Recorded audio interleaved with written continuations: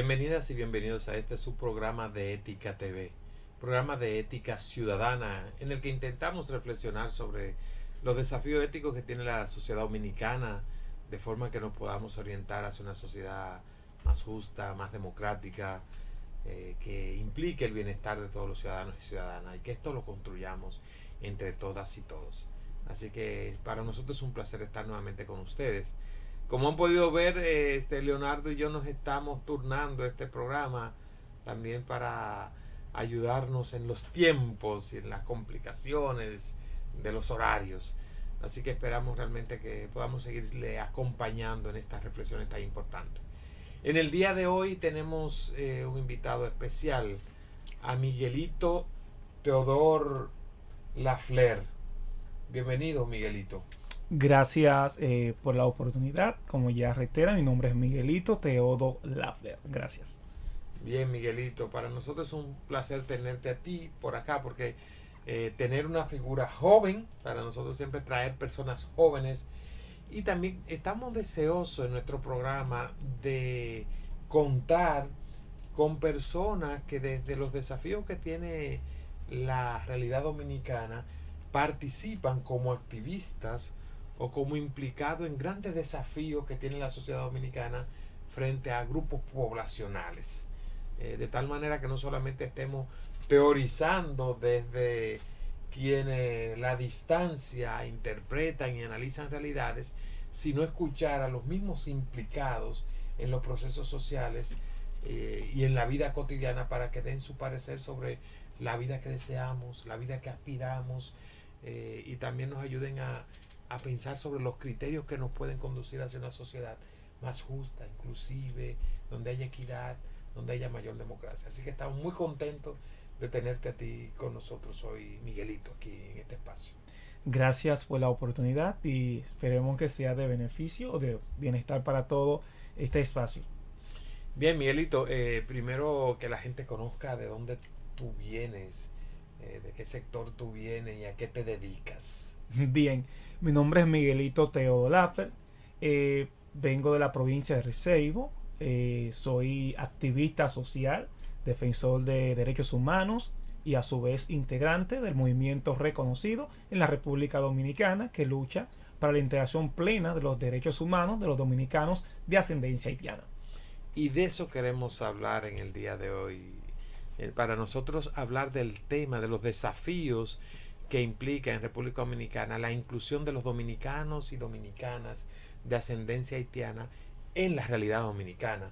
Hablar de la inclusión de una población que es parte de este territorio y qué desafíos éticos nos plantea a nosotros como sociedad dominicana. De eso queremos reflexionar en el día de hoy. Y para eso tenemos con nosotros aquí a Miguelito Teodo Lafler, que desde su activismo y desde su compromiso queremos reflexionar con ustedes sobre esta realidad. Cuéntanos un poco, Miguelito, cómo ha vivido tú personalmente la realidad de la inclusión como Miguelito, en cómo se ha manifestado la dinámica de exclusión o de inclusión de ti y de tu familia en la realidad dominicana. ¿Ha planteado esto un desafío ético a la realidad Bueno, dominicana? en realidad sí, es que hablar de la comunidad dominicana, ascendencia haitiana en República Dominicana, es hablar de muchos retos, de desafíos, de implicaciones que como tales se pueden ver manifestadas o materializadas en nuestra persona. Desde a nivel familiar, comunitario, de que se ven con la falta de oportunidades y desarrollos. Se puede ver como algo visualizado en nosotros cuando se nos limita muchas veces quizá a nivel educativo, terminar quizá nuestros estudios o quizá nuestros jóvenes en las comunidades pudiesen quizás en ciertos aspectos entrar a una academia deportiva, como el caso de mi hermano, en un momento determinado, que iba a firmar con Atlanta, pero cuando vieron su documentación decía que no era válida o apta para nada. Y imagínate todo ¿Cómo esto. fue eso? ¿Cómo? Sí, esto se da a raíz. ¿Cómo no? ¿Cómo fue? Cuéntanos la historia de tu La hermano. historia. Bueno, la historia de mi hermano, que es Miguel Ángel, nace en el seno de una familia muy un poco disfuncional por la pérdida de nuestra madre, que falleció cuando él tenía 7 años. Yo tenía 4 en ese entonces. Y mi hermano empezó a ir al play, a practicar béisbol y con mucho sacrificio porque de verdad cuando nacemos en un batey conociendo la realidad. ¿Cómo se llama el batey? El batey, se llama batey kilómetro 8. de El Ceibo. El Ceibo. Y conociendo la realidad, la falta de oportunidades y desarrollo que tenemos en las comunidades, la única forma que tuve para salir adelante es el deporte o es el atletismo. Y mi hermano se aferró a lo que era el béisbol. Y cuando él empieza a ir al play, a practicar su deporte, con muchas necesidades y precariedades, como ya sabrá, descanso y hambre aún, cabe destacar. Y llega entonces la oportunidad de que su manager en ese entonces él hace cierto estrellado, como le decimos en el play, porque ahí van los scouts y ven a los muchachos, bueno, bueno, y él era bueno, como decimos nosotros, y cumplía con los requisitos para ser un buen pelotero que hoy estaría representando quizá el país a nivel internacional. Hablé de este tema como que un poco chocante, porque es un poco como triste, ¿no? Sí. Y de repente cuando él tiene la oportunidad de que va a Atlanta y él hace un estrellado, gusta. No. ¿Él pudo ir a Atlanta? No. Ellos vinieron acá, en la academia. Y hizo un estrellado y le gustó en el play. Dijeron, bueno. ¿Qué es lo que significa estrellado? Estrellado es como ir al play y hacer como práctica de lo que tú haces cotidianamente en el play. Y la gente dice, pero mira, el muchacho da para pelotero. Él lanza bien, lanza por lo menos a 95, a 90. Entonces, el muchacho quedó bien. Y de repente, cuando llegó la oportunidad de que él iba a firmar el contrato, había que entregar el acta de nacimiento al scout en ese momento, que ellos la revisaron y decía no acta o no válida para nada. Y mi hermano en ese momento se frustra. Mi hermano en este momento entró en un momento depresivo en él, aún, y por poco intenta contra su vida. Y hubo que tratarlo con psicólogo. A nivel médico. Sí, para que pudiese superar un poco. Sí, porque fue un trauma. Es decir, ver todos tus sueños tronchados, limitados, cuando tú pensaste que lo ibas a lograr y que ibas a sacar tu familia a flote y que de repente te encuentres con esa barrera. Y es muy lamentable. Sí, así muchos otros jóvenes también le colocaron esa anulación del acta, sí, sin ellos saber, solamente cuando fueron a buscar una copia de esa acta, ya decía que esa acta había sido anulada, ¿no? Efectivamente. En las comunidades donde estamos, no solamente a mis hermanos, sino a otros jóvenes también que se vieron afectados con esta política, lastimosamente. Y la política, para que nuestros televidentes entiendan, y es lo que vamos a estar discutiendo como un mecanismo institucionalizado de exclusión, ¿en qué consistía esa política? ¿En qué consiste? Sí, y realmente consiste en base a la sentencia 168-13 del Tribunal Constitucional, en cual venía a limitar o negarle el derecho a la nacionalidad a 4 generaciones de hijos de migrantes haitianos nacidos en República Dominicana. Y cabe destacar que ya habían sido reconocidos por el Estado Dominicano. Porque tu hermano que se llama Miguel Ángel, para él tenía su acta. Claro. Para él tenía su acta.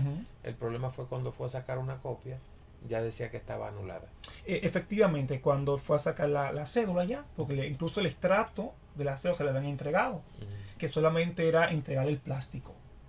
Y cuando el momento que no quisieron entregar el plástico, porque como ya él era mayor de edad, se necesitaba que él ya firmara con la cédula. Sí. O la presentara en el momento. ¿Y tu caso? Mi caso también. ¿Cómo fue? Sí, mi caso, yo estaba cursando en aquel entonces primaria. Y entonces cuando me encuentro ya con la que necesitaba tener, por lo menos la de menor, como decimos siempre, porque tú quieres tener tu cédula para tú poder andar libremente. Y de repente, cada vez que iba a la junta, más bien, me decían, tus padres son migrantes o son extranjeros.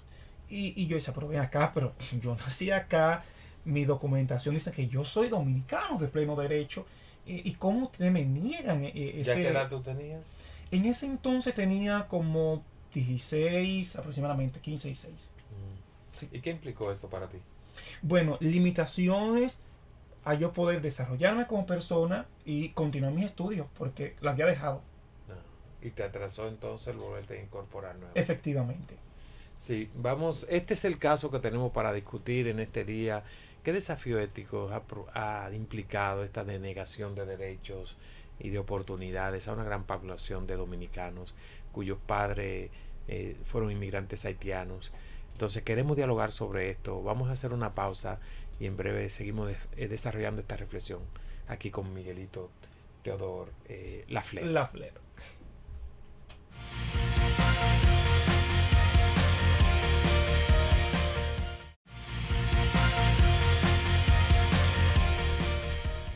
Gracias por continuar con nosotros en este su programa de Ética TV, programa de ética ciudadana. En el día de hoy estamos dialogando con Miguelito Teodor Lafleur, Sí. y con una figura joven. Estamos rejuveneciendo nuestro programa, teniendo a jóvenes con nosotros aquí y para con él reflexionar sobre un desafío ético que es clave sobre el tema de la inclusión o la exclusión de la población dominicana de ascendencia haitiana acá. Nosotros entendemos que la ética nos ayuda a nosotros a construir sociedades buenas y sociedades buenas que también expresen relaciones de justicia, de inclusión y de apertura hacia brindar oportunidades para desarrollar todos los derechos plenamente a los cuales tenemos y debemos tener acceso por ser personas con dignidad. Así que gracias, Miguelito, por acompañarnos en esta reflexión desde tu propia vida. Ya veíamos esta historia como tú nos presentabas. ¿Qué implicó, te preguntaba, para Sí. ti y para tu hermano Miguel Ángel, esa denegación dada por una sentencia, ¿no? Sí.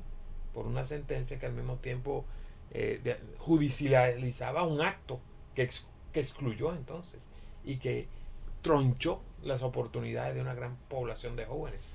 Efectivamente, es que la sentencia para nosotros de cómo afectarnos como familia, como núcleo, es como sucumbirnos en la pobreza.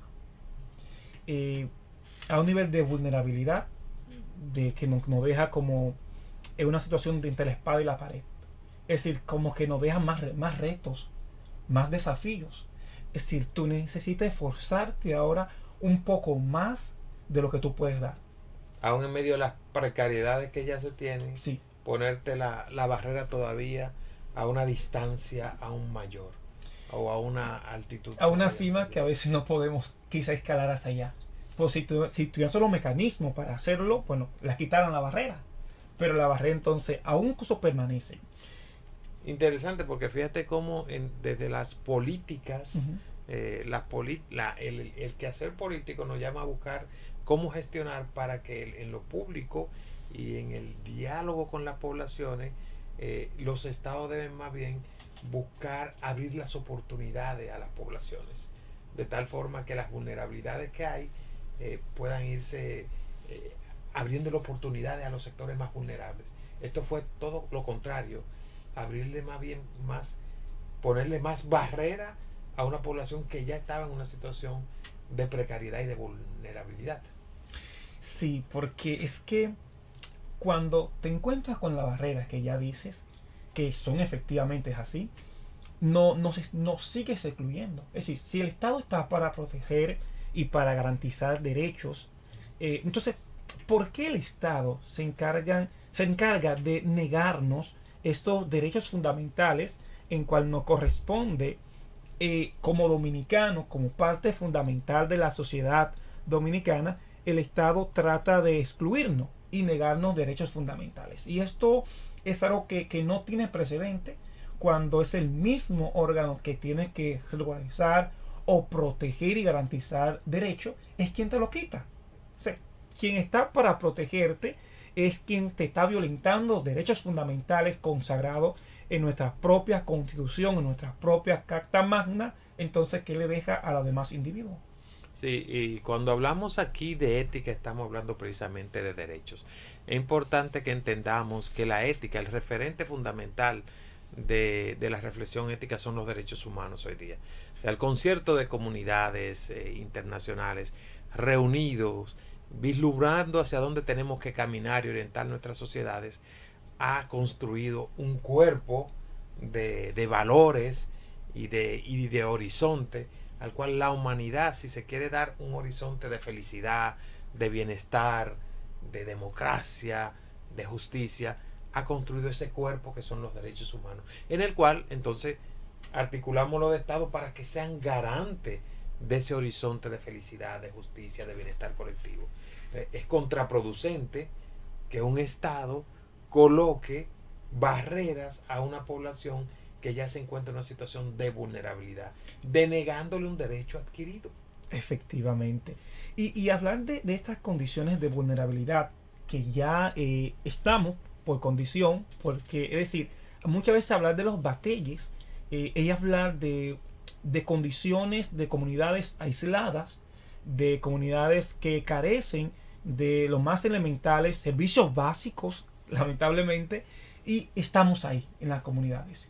Y que el Estado, de una forma u otra, te niegue derechos fundamentales o servicios básicos, y ahora bien, nuestra comunidad o nuestro colectivo que vivimos en las comunidades, que el Estado no lo garantice. Entonces, el Estado está para garantizar esos derechos, independientemente de sean básicos y sean constitucionales, porque están consagrados y su deber es garantizar, es proteger y promover sobre todo la defensa efectiva de los derechos que ya están. Y encontrarse con jóvenes que como Miguelito, como Miguel Ángel, como Elena, como Ana, como tantos amigos y jóvenes de los batelles que ya viviendo en una situación de precariedad, entonces se le niegue en la flor de la juventud, Sí. cuando están las ilusiones para desafiar y enfrentar las grandes barreras, se le coloca un impedimento tan fuerte, porque quitarte la documentación, las implicaciones que tiene eso en la persona es tremenda. Tú puedes citar algunas de las implicaciones de no tener un documento al cual tú puedas tener acceso.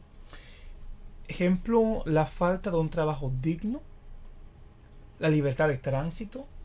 La libertad de tránsito, ¿cómo así? Sí, o claro, sí, siempre. Ahora bien, nuestro colectivo, en un momento determinado, por no tener una documentación o una documentación efectiva, son víctimas que son detenidos con perfiles sospechosos porque vivimos en las comunidades. Porque no tienen la Y documentación. cuando salimos del batey y vamos a las ciudades, hay que ver las redadas, las redadas que hay, de las detenciones que están habiendo arbitrariamente por parte de la Policía Nacional, por parte de la Dirección General de Migración, en fin. Es decir, que tu color de piel es un perfil que no típico para que se den detenciones. Y si al momento que te detengan no portas una documentación o una cédula de identidad como dominicano, estás expuesto a ser expulsado de tu país de origen, que es República Dominicana. Y además también tienen que acarrear las mismas detenciones violentas que también tienen una crítica ética muy fuerte contra la población inmigrante haitiana. O sea que ahí también tienen ustedes que ir dentro de sufrir esa situación que sufren otros grupos poblacionales en los procesos de deportaciones que se dan. O sea, es realmente muy es escandaloso, digamos, Sí. el que se coloque tanta barrera y tenga que pasar por tantas violaciones de derechos. Vamos a hacer una pausa para seguir hablando con nuestro amigo Miguelito Teodoro Lafleur sobre los desafíos que tiene la realidad dominicana, desafíos éticos en materia de inclusión y de oportunidades y derechos para esta población. Volvemos en un minuto.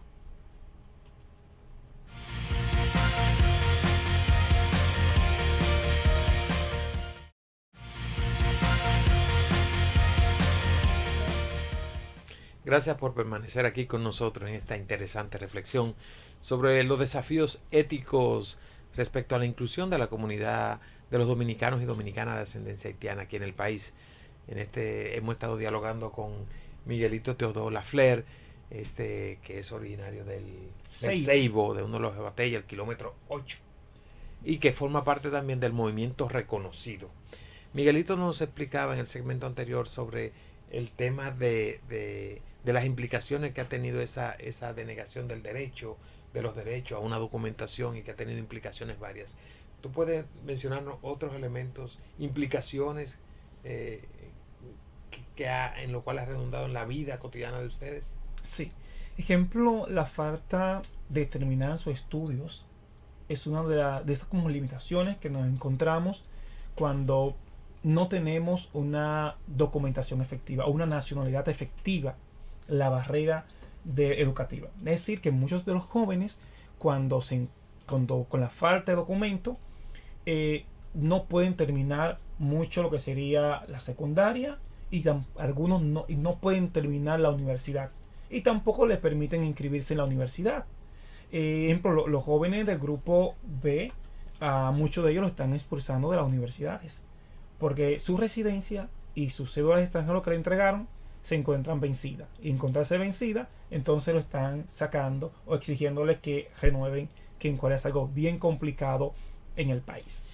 Sí, algunos televidentes se preguntarán, pero que eso no fue resuelto luego en un proceso con una ley, la 169-14, y que se buscó una salida. Pues bien, por lo visto y como nos dice Miguelito, no ha sido solucionado, porque luego a muchos de estos jóvenes se les dio una vía alternativa de ir entrando en un proceso de regularización mediante el otorgamiento de una residencia, que además de costarle dinero y además de que le exigía un tiempo, luego la renovación de esa residencia no ha sido efectiva y ha complicado la vida de ellos. O sea que se le ha traumatizado el ejercicio de una serie de derechos, porque cuando no se tiene documentación, entonces el tema de, como decía Miguelito, poder transitar, derechos civiles, al libre tránsito, se limita. El derecho político a la elección, tampoco.